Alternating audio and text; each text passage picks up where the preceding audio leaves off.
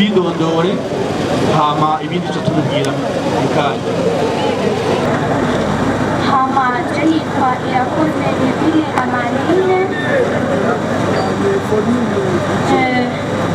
nkaba mva Bujumbura mugana Kigodi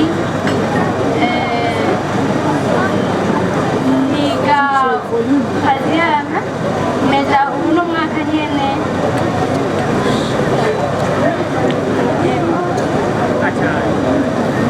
Amandine tugusabe ugerageze kuduza ijwi kuko hari abantu batariko barakumva. Uraheje kutubwira umwidondoro wawe. Ikibazo canje ca kabiri arico nyamukuru nigenda kubaze Amandine, uramutse nkamworo nk'amahigwe ugatorwa kuba Miss ku Gasaka 2020 nikihe kintu ufise ku mutima, ni uwuhe mugambi uvuga uti jewe mbaye umwigeme muserukizi noshira mu ngiro?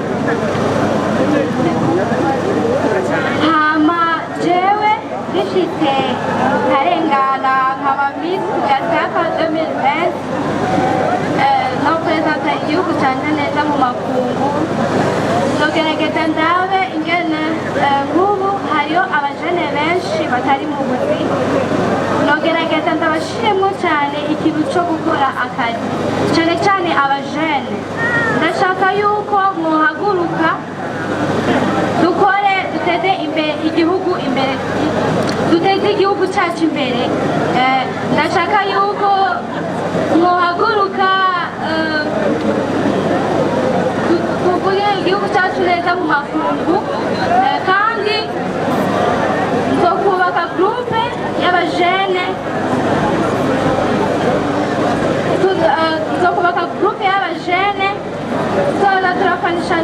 tuzoza dufashamo abantu bari hasi batishoboye n'imfuvyi n'abapfakazi, abana bato, hariho abana baba ku mabarabara,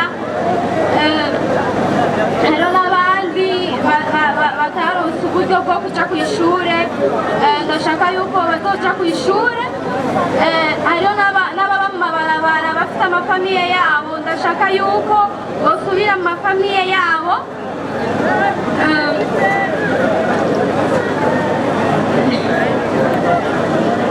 Ikindi nuko ndashaka ko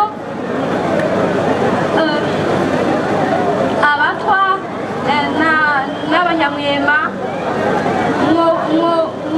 mworeka kwigumiriza, mukaza tugafashanya kugira duteze imbere igihugu cyacu, kuko na mwebwe muri abantu nkatwe. Rero murareka kwigumiriza, muze dufashanye duteze imbere igihugu cyacu, cyane cyane guhimiriza abajene. Abajene nimukure amaboko mu muzu, dukore duteze imbere igihugu cyacu, kuko abajene nitwe Burundi bwecu. Murakoze. Urakoze cyane Amandine Irakoze.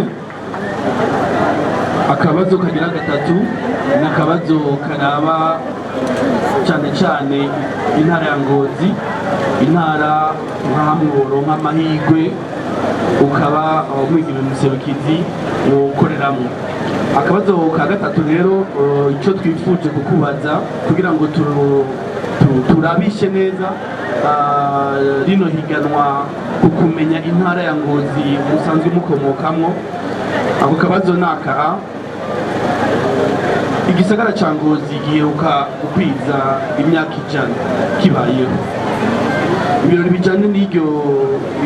bijanye no kwigina iyo myaka 100 vyabaye itariki zingahe, ukwezi kwa kangahe, mu mwaka uwuhe?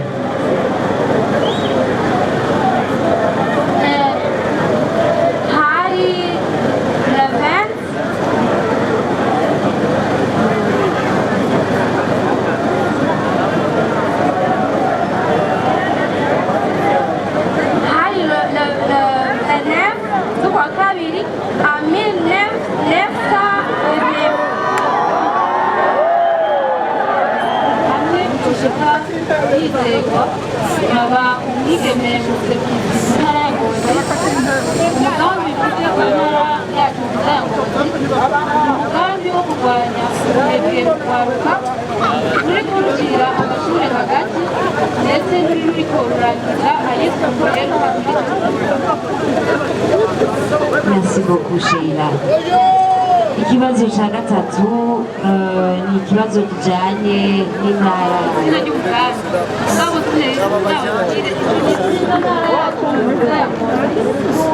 kwaruka rurukira amashuri hagati ndetse n'urangiza ayisumbuye bituma rukwirana umwaka ku mwaka. Ibyo bikava bitera yuko bamwe bicara bareza amaboko bizera ubuzi bahabwa na leta aho kwiyumvira bo nyine icyo bashobora gukora kugira ngo biteze. Bamwe bakagaya ubuzi kubera yuko biyumvira ko kuba buciriritse bikabaha amafaranga menshi nayo babona. Iyo rero ni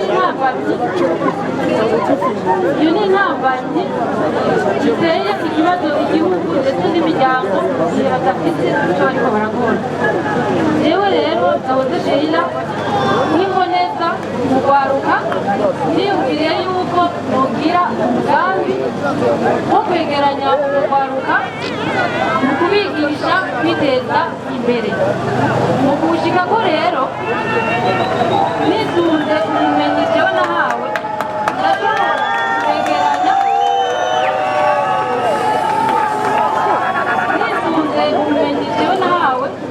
ndashobora kubegeranya nkabashyira mu mugambi w'iwanjye wo kwiteza imbere tukaja mu mashyirahamwe kugira ngo tuze turiteza imbere mu gukora ibikorwa bitandukanye tugakura amaboko mu mpuzu.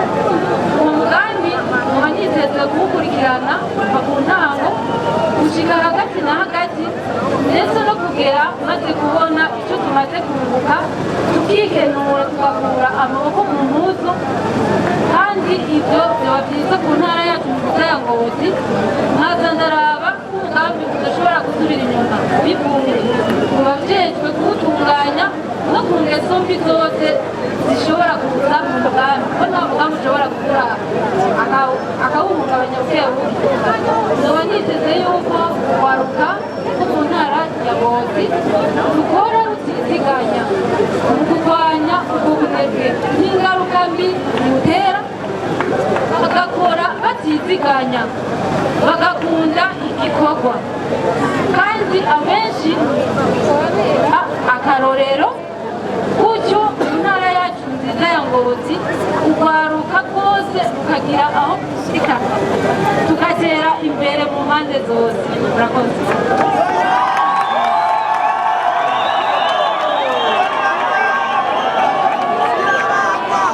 Merci beaucoup Sheila ku nyishu yawe. Akabazo ka nyuma akaba ariko nka gatatu ngoma ndakubaze, nashaka umbwire amazina yose ya musitanteri mushasha aheruka gutorwa wa komine Ngozi.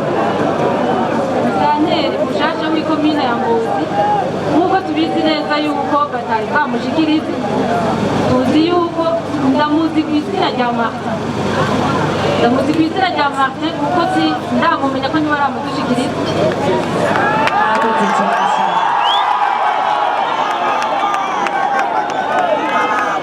Amashyi menshi kwa Sheila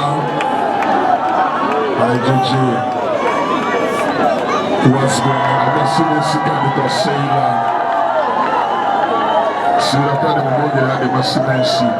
Hama icyo nagira nsabe munigurize gatoyi, iyo bariko barabazwa canke iyo bariko barishura tugerageze dutekane kugira ngo twumvirize ibyo bariko barishura, kuko iyo tubandanije dutera urwamo ariko arishura hariho amanota yesa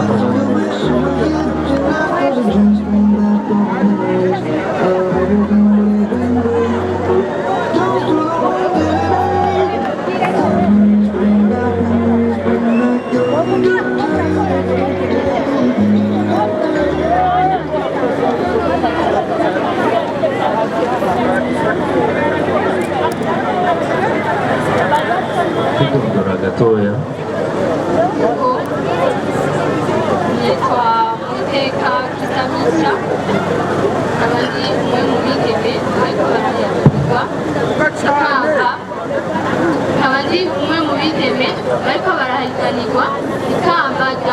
Ngozi mu Gasaka 2020 nkaba niga kuri Université Linéaire Campus Kinindo mu gisata cya nutrition nkaba niga mu mwaka wa mbere. urakoze cyane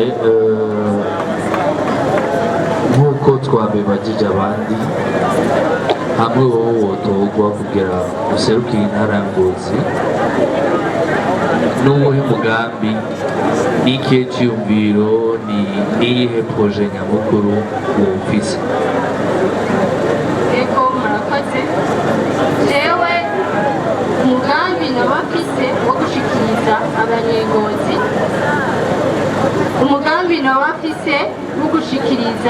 abanyengozi ndetse n'urungano tungana icambere ni ukubereka agaciro k'ishuri. Mwese murazi yuko ubu leta yaratworohereje iratuzanira icigwa mu mfunyafunyo y'igifaransa bitwa entrepreneuria. Mwese murakizi ico cigwa iyo umuntu agitahuye akagikurikirana kigabanya ndetse kikamuteza imbere abiwe ndetse no mu vyiwe. Ikindi ca kabiri turazi yuko mu ntara yacu ya Ngozi ni imwe mu ntara ihana urubibe n'igihugu c'u Rwanda, aho turabona igitigiri kininiya gituma abana benshi baheba ishuri bagiye kurondera amafaranga ndetse n'ubundi buzi muri ico gihugu bakibagira guteza imbere intara yabo ya Ngozi. Mu cegeranyo nakoze cerekana ko igitigiri kingana n'1,950 vy'abana baheba amashuri ngaha mu ntara ya Ngozi bivuye ku mvo nyinshi zitandukanye. Iyo mvo jewe nashimye gukorerako akaba ari mvo y'abana baheba ishuri bagiye kurondera amafaranga mu zindi ntara ndetse no muri ico gihugu c'u Rwanda. Ikindi ca gatatu ni abana b'abigeme baheba amashuri bivuye mu kubura ibikoresho vy'isuku mu gihe bari munsi y'inyango. Izo akaba ari n'ingorane zituma abigeme bataba muri uyu muji hagati mu gisagara baheba amashuri bivuye kubura ivyo bikoresho vy'isuku, kuko mwese murazi mwigeme arangwa isuku. Murakoze. Murakoze cyane, murakoze. Tubasabe mumere nk'abagabanya amajwi gatoya. Nk'uko wari uheje kubivuga, wavuze ko wagize novuga rusansuma muri make, sibyo? Warabigize?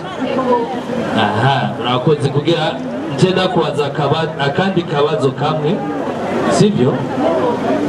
Intara ya Ngozi iyo bigizwe n'imitumba ingana? Intara ya Ngozi igizwe n'imitumba ibiri, ariyo Mukinyo. Imitumba igize intara Ego ya Ngozi.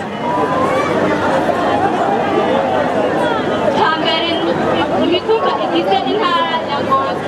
Ego. Imitumba 9. Imitumba 9. Imitumba igize intara ya Ngozi. Umviriza, ndabasabe tugabanye gatoya. Subiramwo. Nakubajije ngira ndagusubiremo ikibazo ucumvirize neza, sibyo? Wabuze ko wagize rusansuma, waragerageje kumenya abana bari muri ibyo bibazo n'ibiharuro wabiduhaye, sibyo? Ikibazo cyanjye kimeze gutya: intara ya Ngozi ifise imitumba ingahe? Ifise intara ya Ngozi ifise imitumba 128. Murakoze. Yesu urakoze cyane Krista, tugushimire cyane, ndabasabe mu mukomere amashyi menshi cyane. Miss Ugasaka ahejeje kubazwa ibibazo na jeri igizwe na Rasco Andre.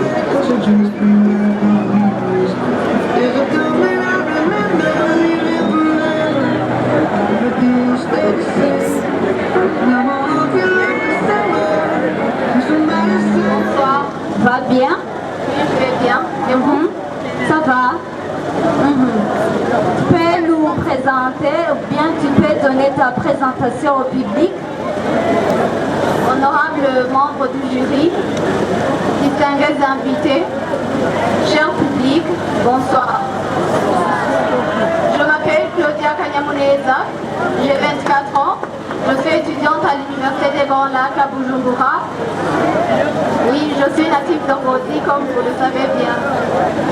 Merci. Alors, tu peux nous présenter ton projet une fois élu Miss Pugasaka 2020? Bien sûr. Une fois élu comme Miss Pugasaka, mon projet est de promouvoir l'éducation scolaire de la province. D'après mes recherches, j'ai remarqué et j'ai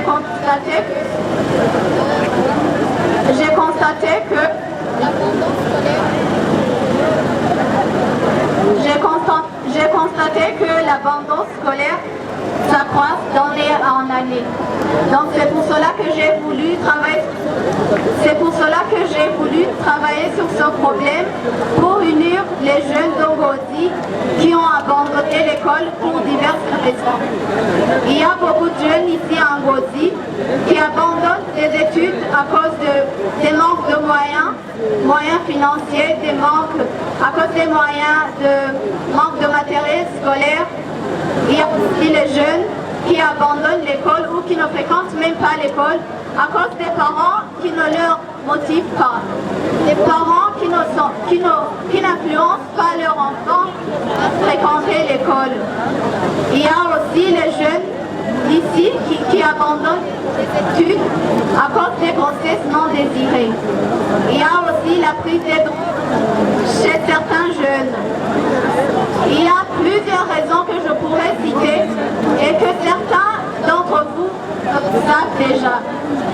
Mais comme tout problème a des solutions, comme solution, je me suis dit que je pourrais organiser des camps de travail, des vacances pour motiver le jeune à étudier et voilà, sensibiliser les parents qui ne motivent pas leurs enfants, les sensibiliser, ils éduquent leurs enfants ou ils motivent leurs enfants. Et aussi des campagnes de sensibilisation à ces parents. Il y a aussi toutes diverses activités qui pourraient unir les jeunes pour les apprendre à entreprendre, à créer leur emploi sans avoir à migrer vers les zones urbaines ou les pays étrangers. Voilà, tel est mon projet, je vous remercie. Merci beaucoup Claudia. Claudia, tu connais l'histoire de ta province natale? Oui, je la connais. Et là, tu peux nous dire quand la ville d'Ongozi est née. Donc, tu vas nous dire l'année de naissance de la ville d'Ongozi. La ville d'Ongozi est née dans l'année 1919. Merci. Merci à vous. Amashyi menshi kuri Claudia ahejeje kwishoboye kubazwa mu rurimi rw'igifaransa ndetse yishyura mu rurimi rw'igifaransa.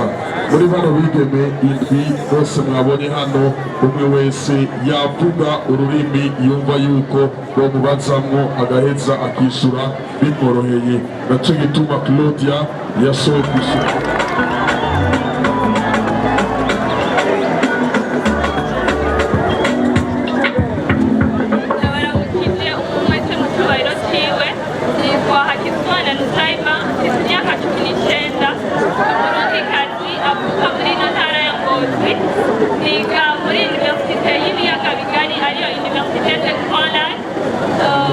uduhaye twongere dusabe abari muri kino kibanza yuko mwogerageza n'ukuri mugakurikirana bano bigeme nimba muri hano ni kubera koko mufise ico mwaje guterera kugira ngo bano bigeme bashobore gushika ku mahangiro yabo. Tubasabe mu vyubahiro vyanyu mubakurikirane mubatega amatwi kuko bino bikorwa bino migambi biko barashikiriza ni migambi ngirakamaro.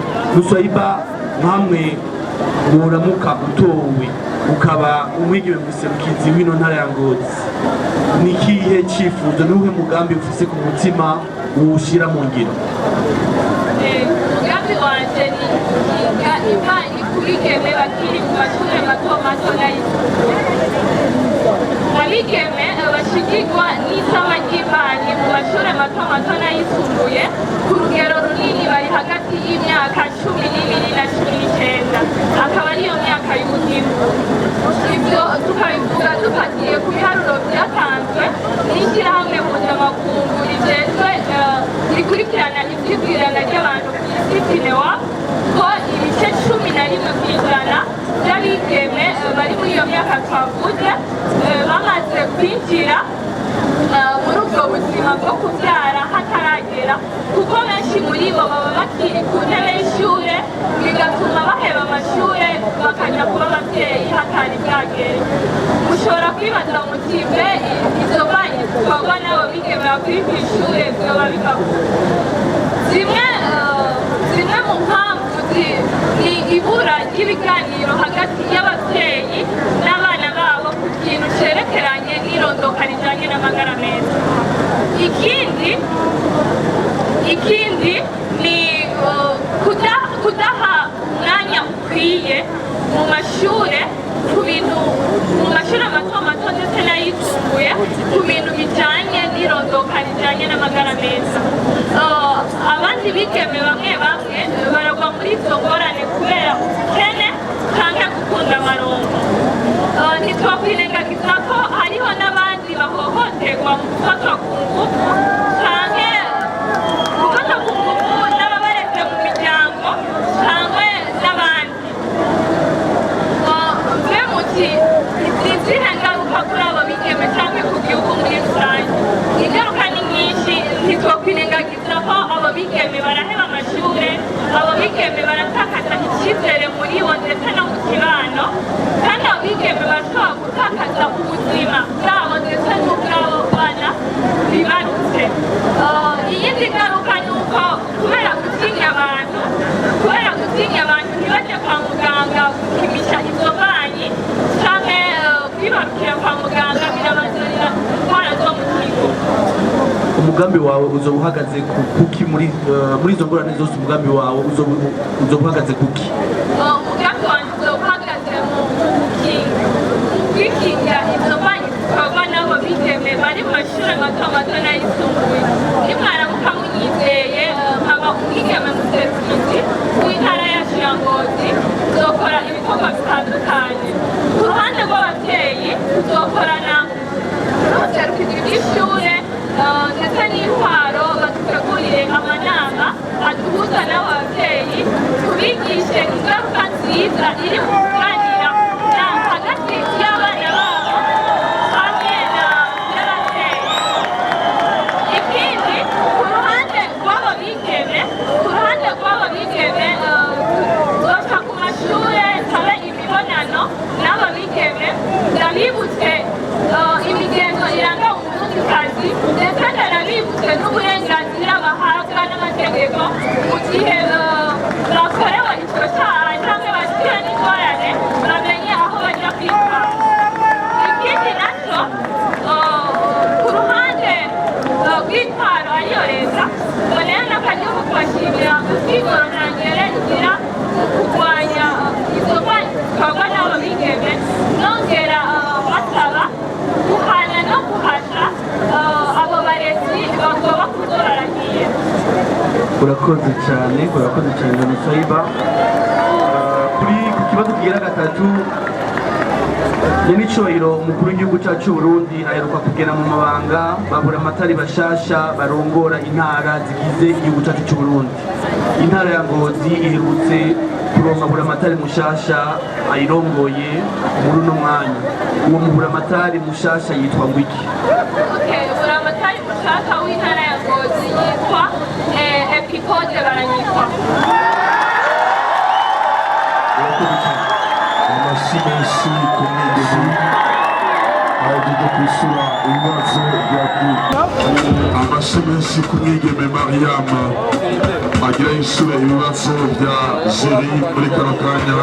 Jeri igizwe na Rasco Andre Hakizimana Ali Mugisha hamwe na Bona Walda. Duse kandi gusaba agacerere kugira ngo dushobore kumva ibibazo aza kubazwa ndetse n'inyishu.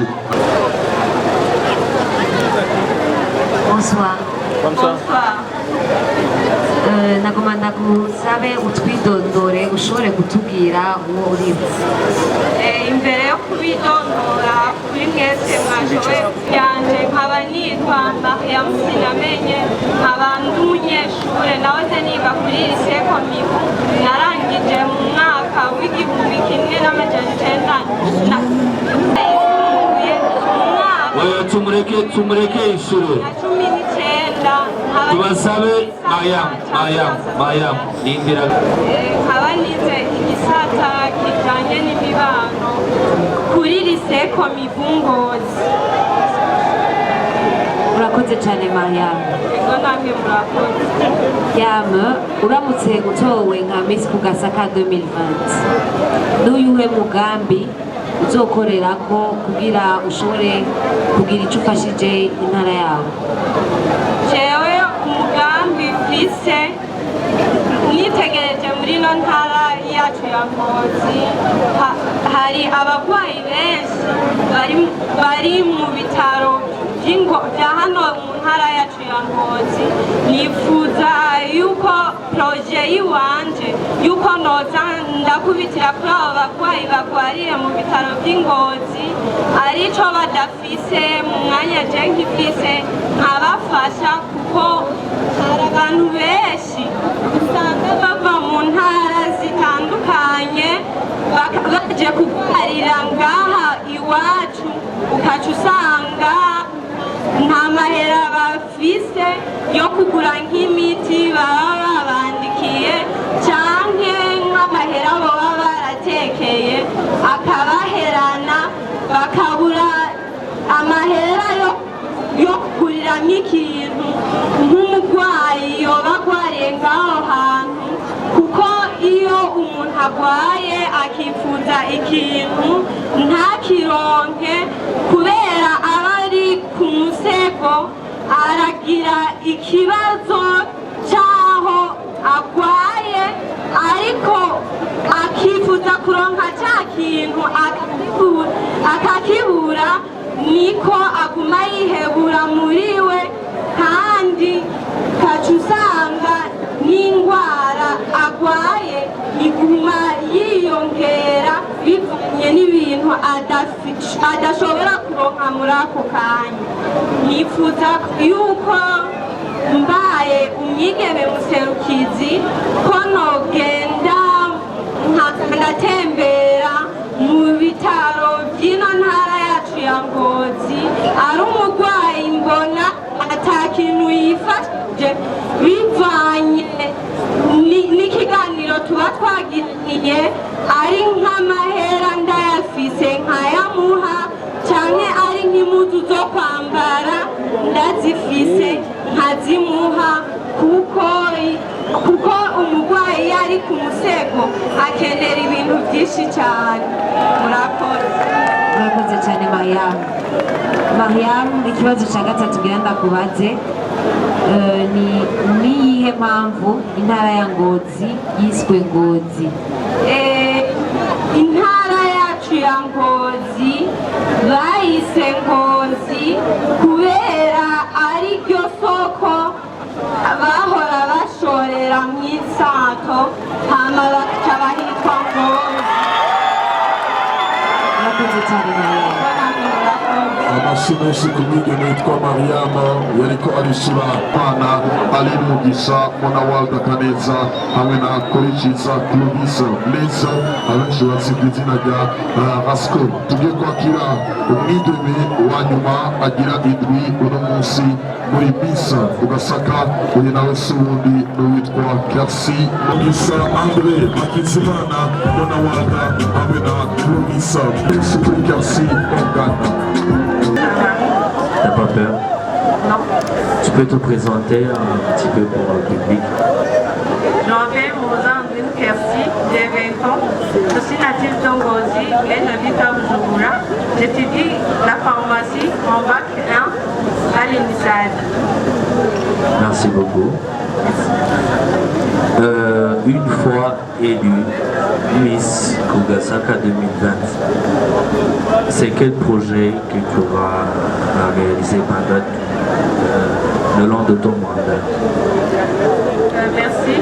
Mon projet sera donc contribuer à la prévention et à la lutte contre la dépression chez les jeunes. Je m'explique. Dans la vie, on a tous besoin d'une personne de confiance, un allié, une complice avec qui se confier. Mais moi, j'ai grandi dans une société où parler de ses sentiments était considéré comme une sorte de faiblesse. Donc, la plupart des personnes préfèrent ne rien dire parce qu'ils ont peur des jugements des autres. Mais en se basant sur mon expérience personnelle et celle de mes proches, j'ai compris que garder pour soi ses sentiments et ne pas avoir quelqu'un avec qui extérioriser ses sentiments peut nous faire tomber dans la dépression. D'abord, vous allez me demander la question, c'est quoi la dépression? La dépression, c'est une trouble psychologique souvent caractérisée par un changement d'humeur ou un changement de comportement. La dépression est souvent causée par un événement troublant, comme un chômage de longue durée, la perte des liens, la mort d'un être cher, la rupture amoureuse et même l'incompréhension des parents vis-à-vis de leurs enfants. Et suite à ça, la dépression peut causer plusieurs effets, comme l'insomnie, la perte de mémoire, la perte de poids ou la prise de poids selon la personne, parce qu'il y a des personnes quand elles sont malheureuses, elles s'acharnent sur la nourriture, et des autres quand elles sont malheureuses, elles perdent l'appétit. Dans le monde, selon l'OMS, l'Organisation mondiale de la santé, ils ont enregistré plus de 300 millions de personnes déprimées. Et on dit que la dépression touche 2 fois les femmes plus que les hommes. On a un problème très grave. Nous n'allons pas reconnaître que la dépression existe et que des victimes. Elle est négligée et la personne déprimée dans la société burundaise est prise comme marginale. Pour ça, mon objectif global est de contribuer à la lutte contre la dépression. Et il va me falloir, pour réaliser ça, il va me falloir quelques activités. Notamment, identifier les cas des personnes, des adolescents en dépression. Il va me falloir aussi créer et rendre fonctionnel un centre d'écoute et d'orientation. La troisième activité, je veux organiser des séminaires pour montrer aux jeunes c'est quoi la dépression, quels sont les modes préventifs et quels sont les modes curatifs. La quatrième activité sera de créer des séances de thérapie. Cela consiste à mettre ensemble 10 à 15 personnes pour que chacun parle de son problème à son tour. Quand tu vois que le problème de l'autre est plus grave que la tienne, tu ne vas pas avoir peur de le parler. Et comme on dit en Kirundi, merci. Merci beaucoup, merci. Je trouve que c'est très bien détaillé même. Une autre question, j'espère que tu habites à Bujumbura mais que tu es natif d'ici, Oui. de Ngozi. De temps en temps, tu habites ici, des vacances et tout. Tu viens? Oui. Est-ce que tu viens souvent? Oui, souvent. Ah, alors là, tu dois connaître les zones de la commune de Ngozi. Les zones de la commune Ngozi sont au nombre de 4. Il y a Ngozi d'abord, il y a pardon, il y a Ngozi, il y a Ivo, il y a pardon, les autres m'échappent, je passe. Tu passes. Je passe. Merci beaucoup. Merci à vous tous. amashimesi kuri Karsi Morgan yarigizwe na Masco Mona Walter Andre Bakitsimana hamwe na Aline Mugisha. Muri kano kanya mu nkundire dushaka gusubiza ijambo hariya ku bamambo ba Syria.